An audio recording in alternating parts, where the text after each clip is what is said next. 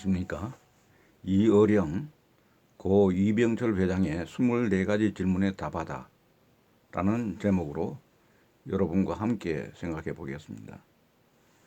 우리나라를 대표하는 지성인 이어령 이화여대 명예교수는 평생을 화제 중심에서 살아온 분석과 통찰의 거인이다.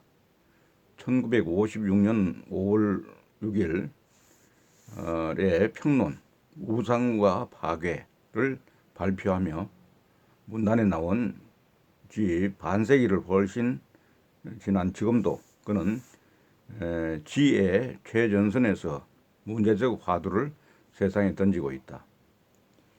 이 명예교수 스스로 나는 우물을 파는 사람이지 우물물을 마시는 사람이 아니다 라고 말한다. 문학이든 신앙이든 지적 호기심과 상상력을 가지고 우물을 파듯이 판다. 물이 나오면 다시 새로운 우물을 파기 위해 다른 땅을 찾아 떠난다. 기자는 지난 4월부터 이 교수를 괴롭혔다.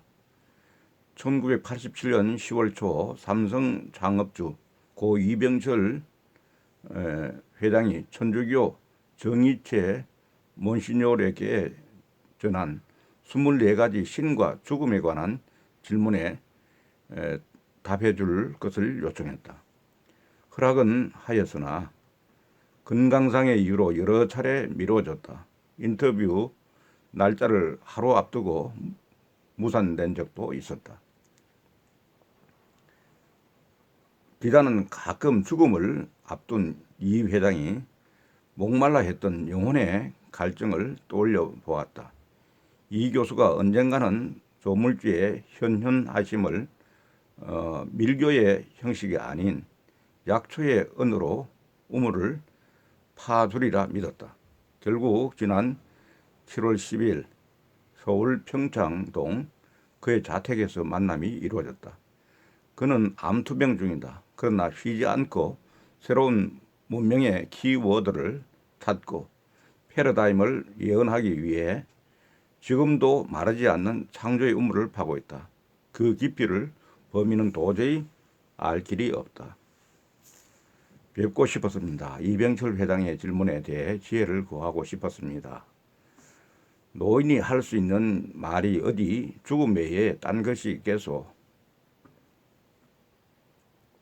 이 말이 이 교수의 입에서 나온 첫 운이었다.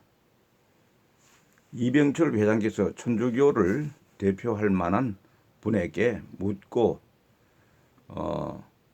명망 높으신 정몬시뇨르께서 답변을 맡기신 일인데 어찌 내가 감히 그 사이에 끼어들 수 있나요? 천부당 만부당한 일이지. 그러나 전설처럼 떠도는 이야기가 생각나서 입을 여는 건데 그건 아인슈타인에게 죽음이 뭐냐는 기자의 질문에 더 이상 모차르트의 음악을 들을 수 없게 되는 것이다 라고 답변했다는 거죠. 질문한 기자는 이꼴 MC 자성과 같은 어마어마한 죽음의 공식을 기대했겠죠. 그러나 막상 돌아온 답은 물리학자가 아닌 모차르트의 한 애호가 음악을 듣고 감동할 줄 아는 영혼을 지니고 늙어가는 한 인간의 말이었던 거죠. 이병철 회장의 죽음이나 신의 존재에 대한 질문도 똑같다고 할 수 있어요. 어마어마한 신전이 아니라 빈자의 제단을 밝히는 작은 촛불 앞에 기도하는 농부와 같은 존재로서 무엇인가 하나님과 죽음 이야기를 하라고 한다면 기꺼이 무릎을 맞대고 생각을 나눌 수 있을 거라고 생각해요. 바로 그런 말을 듣고 싶어서 찾아온 것인데 기자의 속마음을 미리 넘겨 짚은 것일까? 묻기도 전에 질문자보다 한 발 앞서는 노 교수의 말이었다. 이병철 회장님이 세상을 떠나신 게 서울올림픽 직전이었으니까 해수로 치면 불과 30여 년 전 일이 아닙니까? 하지만 시대 구분과 그 특성으로 보면 20세기와 21세기에 큰 차이가 있어요. 알기 쉽게 말하면 당시 유행하던 3대 거짓말을 떠올려 보는 일이에요. 처녀가 시집 안 간다. 노인이 빨리 죽어야 한다. 그리고 장사한 사람이 미치고 판다는 말이지. 그런데 그 거짓말이 요즘 시대로 돌아와서 모두가 참말로 바뀌었다는 거죠. 처녀는 정말 시집을 안 가고 저출산 시대를 맞게 되고 노인들은 생명 연장을 거부하고 빨리 죽기를 희망해서 존엄사법이 제정됐지요. 법이 시행된 지 1년도 안 되어 신청자 수가 11만 명을 넘었다고 해요. 고령의 사회의 문제를 드러낸 것이죠. 이렇게 해서 이 회장이 몰랐던 저출산, 고령화 사회의 증후군이 가시화되게 됩니다. 여기에 미치고 판다는 말까지 진짜가 되어버린 박앤세일 바람이 불어옵니다. 크리스 앤더슨이 예언한 디지털 경제의 무료 시대, 프리 프라이스와 만나게 됐다는 겁니다. 이병철 회장의 시대에 몰랐던 저출산, 고령화 사회와 이 교수의 지론인 디지털 로그와 생명 자본의 새로운 비즈니스 환경이 도래하고 있다는 것이다. 그리고 그것은 자연히 생사관이나 신에 대한 담론으로 이어질 수밖에 없다. 어느새 이야기는 기대한 대로 출생과 사망의 문제로 들어간다. 인간은 장례식을 올리는 유일한 동물이라고 하지요. 네안데르탈인이 원숭이가 아니라 인류 편에 속하는 것은 바로 그들의 무덤에서 꽃가루가 발견되었기 때문이지요. 어느 원숭이가 매장을 하고 꽃으로 장례를 올리겠어요. 또 한편 인간은 혼자서는 애를 낳지 못하는 유일한 동물이라고도 합니다.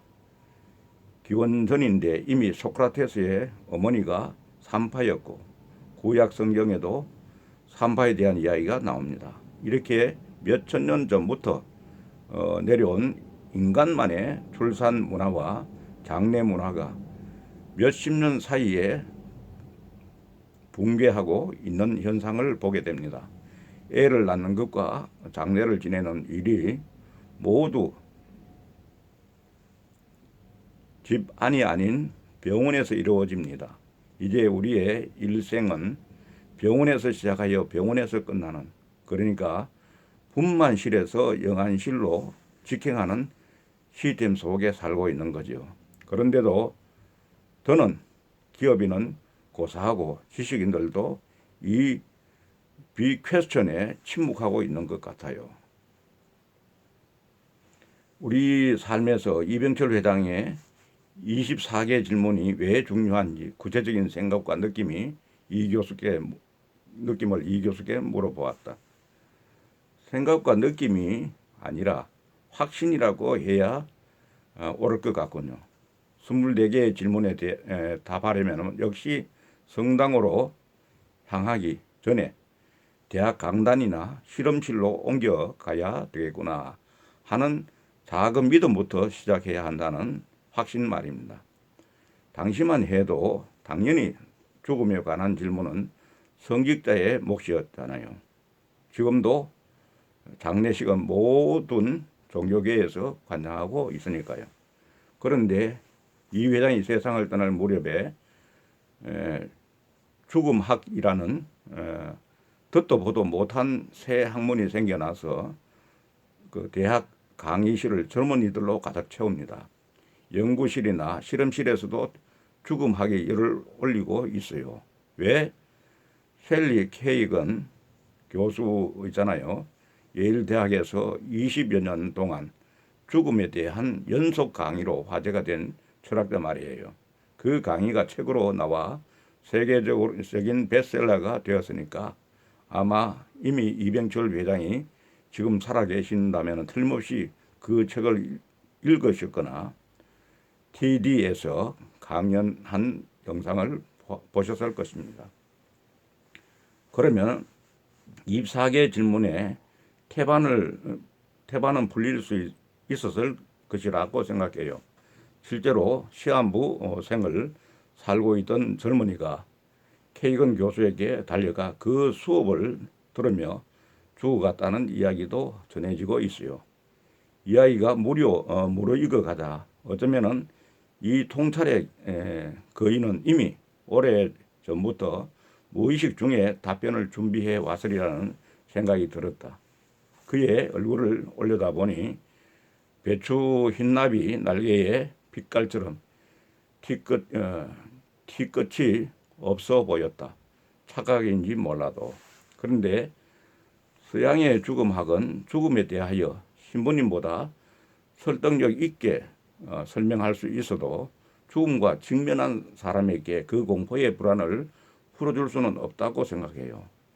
죽음학의 원조라고 할 수 있는 퀴블로스는 200명의 임종시의 환자 인터뷰를 통해 부정, 노여움, 거래, 협상이라고 하고 우울, 수용의 5단계로 죽음의 과정을 정리했어요. 다시 말하면은 부정, 노여움, 협상, 우울, 수용의 5단계를 말합니다. 그리고 그들이 죽기 전에 무엇을 소원하는지도 알아냅니다. 죽기 전에 어머니가 만들어주는 음식을 먹어봤으면 좋겠다는 것이었죠. 그런데 현실적으로는 그걸 주는 병원은 존재하지 않는다는 겁니다. 타임지가 선정한 20세기의 위대한 사상가로 선정되기도 했지만 자신의 죽음은 결코 행복한 죽음으로 마친 것이 아니었다는 슬픈 사실을 우리는 알고 있습니다. 죽음은 어떤 경우에도 보편화할 수 없기 때문이죠. 옛날 제왕들이 몇천, 몇만 명과 순장을 한들 자기 죽음과 무슨 관련이 있어요. 제왕의 무덤에다 말이나 사람, 부장품을 넣어봐야 후대에 살아있는 사람들을 위한 것이 되었을 뿐 사자에게는 아무런 의미도 남기지 않았다는 것이죠. 피라미드가 그렇고 우리의 신라 천마총 같은 것이 그렇습니다.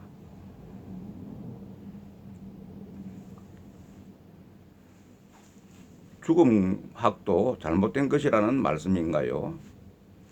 병 주고 약 주는 식의 이야기가 계속되는 바람에 성급한 질문을 던진 것이다. 그러자 이 교수가 놀라운 논리의 반전을 보여준다. 죽음학의 디나톨로지라는 말은 그리스 신화의 죽음의 여신인 다나토스에서 비롯된 말입니다. 그런데 그 학문의 이름부터 한계를 나타내는데 생이 빠져 있어요. 한국식으로 말하면은 사생학이라고 해야 하지요. 우리에게 죽음은 반드시 생과 짝을 이룹니다. 죽기 아니면 살기이고 죽자 살자고 한자로 해도 사생결단입니다. 생사가 붙어 다닙니다. 이 말은 곧 죽음학과 태생학, 발생학은 하나의 개념으로 융합되어야 한다는 것이죠. 죽음을 이야기하려면 우리가 어떻게 태어났는가를 알아봐야 합니다. 우리 모두 독방, 자궁에서 태어났잖아요. 쌍둥이 예외이지만은 거기서 먹을 것 걱정해요. 입을 것 걱정해요. 10개월을 살다가 나올 때 이제부터 고생길이니까 울고 나오듯이 출생과 함께 사망이 함께 온 것이잖아요. 안 태어났으면 죽음도 없어. 그래서 그리스에서는 태어나지 않는 것이 최상의 행복이라고 했거든. 서양인들은 인생을 요람에서 무덤까지 라고 했는데 아니에요. 그래서 서양인들이 죽음이 뭔지 모른다는 거예요. 태내 자궁에서 무덤까지라고 해야지요. 우연히 알파벳 W와 T의 한 글자 사이에서 생명과 죽음이 손등과 손바닥처럼 하나로 들어있는 것이죠. 한국인은 태내에서 태어나 엄마의 유방이 자궁이 되는 것이 그런 거야. 탯줄이 끊어져도 젖줄은 남아있는 거지. 서양인들은 아이가 태어나서 나면은 0살로 치지만은 우리는 1살로 치잖아. 서양의 아무리 유명한 철학자나 신학자들도 인생의 가장 중요한 태내 10개월을 모릅니다. 36억 년의 세월을 태내 10개월 동안 되풀이했다. 엄마 뱃속에서 10달을 채운다는 게 어떤 의미지요? 태내는 지구의 생명체가 사기 튼 헤겔이 얘기했던 것처럼 지구 생명체가 처음 출현한 36억 년의 세월을 10개월 동안 되풀이하는 공간이거든. 이는 과학적으로 증명된 것이에요. 헤겔이 소위 말한 개체 발생은 계통 발생을 되풀이하니까요. 요령 교수는 헤겔이 그러했듯 생명의 한 생명이 수정란에서부터 태고적 조상의 진화를 되풀이하고 있다고 믿고 있다.